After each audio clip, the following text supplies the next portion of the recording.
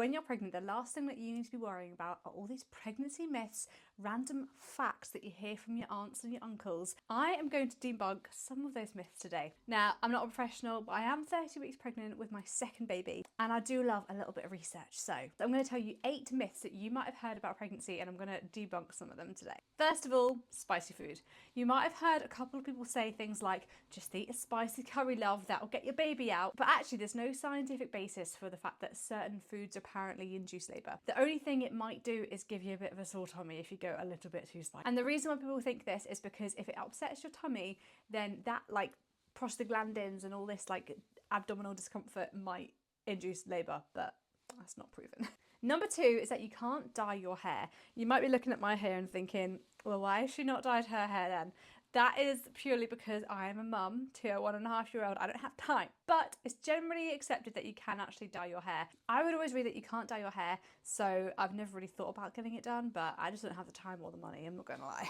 Number 3 is that you can't get pregnant while breastfeeding. Let me tell you firsthand that you can. I am 30 weeks pregnant with a big old baby bump, and I still breastfeed my 1.5-year-old boy. This myth is kind of true, but also kind of not true, because lactation actually stops your ovulation. So that means that it can actually take longer to get pregnant. And often once you start weaning your child around 6 months, then you're more likely to get pregnant. But actually, some women have conceived like straight away, even though they're breastfeeding. So pregnant women shouldn't exercise. Now, unless you're like a high-risk pregnancy or your doctor says that you can't exercise for whatever reason, then exercise is safe. So people that say about don't do any heavy lifting, don't do any running, that is actually false. It can actually be really good to do things like running, but once you start getting further into your pregnancy, you might want to start doing some lower impact stuff. And also don't take up running and triathloning if you've never run before, because you're just more likely to hurt yourself. Another myth is that you can tell the gender of your baby by the shape of your belly. Now, this one is an old wives' tale. There are ideas that if you carry your baby high or low, or if it's round or if it's angular, then it's a girl or a boy. But there's actually no evidence behind this. I must admit though, my personal anecdote is that I do carry this baby differently. However, that might be because my tummy is a little bit more loosey-goosey than she was the first time round, so various reasons why that could be. Another myth is that the full moon makes you go into labour. This isn't one that I've heard personally, but apparently midwives and nurses will kind of say that actually you get more people going into labour around full moon time. That's just not true, but it sounds cool. Another myth is that pregnancy means that you will be a hormonal wreck. Now, it really depends on everybody. Personally, I'm actually not been that bad. Everyone experiences the hormones differently, so it's not like a set in stone thing that you will find pregnancy hard or that you'll be really hormonal. Some women don't even know that they're pregnant.